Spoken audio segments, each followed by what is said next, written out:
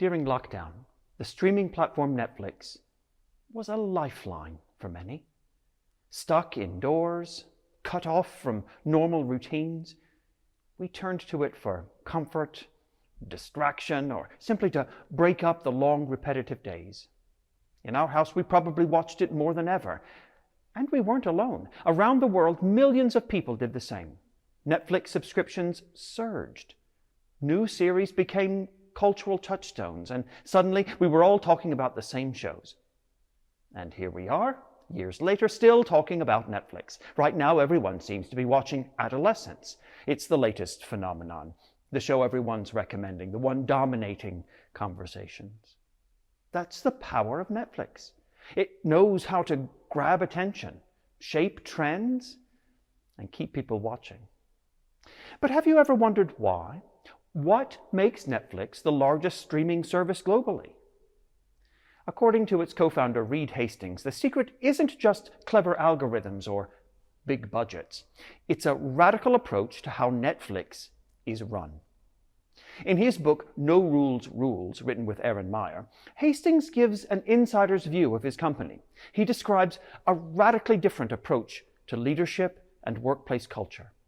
One that prioritizes freedom, responsibility, and above all, decisiveness. The company operates with as few rules as possible, giving employees an unusual level of independence. There's no fixed holiday allowance, no strict approval process for expenses, no rigid hierarchy. Instead, Netflix hires only the best people, pays them well, and trusts them to make good decisions. But with this freedom comes a strict expectation. If someone isn't excelling, they are let go quickly with a generous severance. And this same rule applies to new projects. If a show isn't performing, it's canceled without hesitation, no matter how much time or money has been invested in it. Netflix thrives, Hastings argues, because it refuses to hold on to anything that isn't working. If an employee or a program isn't producing results, they don't wait for or hope for improvement.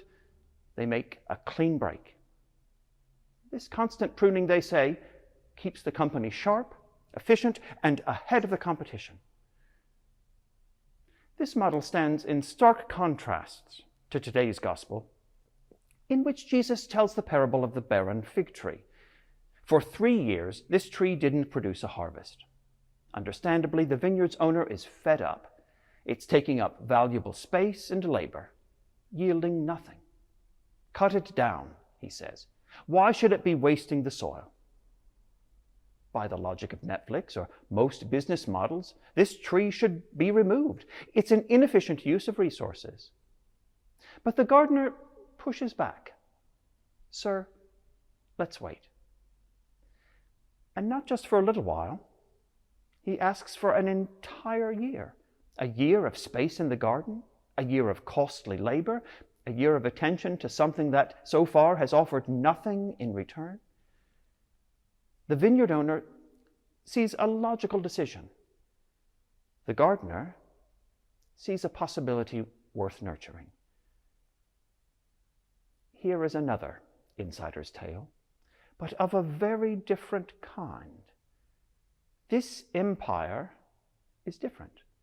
Although it hopes for a harvest, it operates on a completely different system of values with radically different priorities. Ones that any corporate strategist or efficiency expert would likely dismiss immediately. And one can see why. If the goal is to maximize profit, pruning the weak is necessary.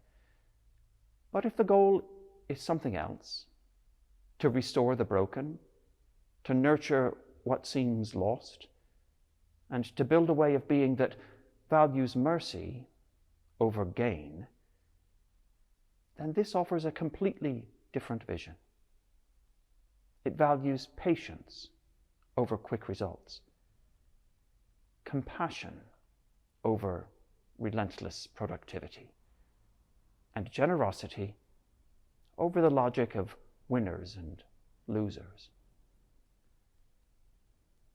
I'm not suggesting people shouldn't aim to be well organized, cost-effective, practical.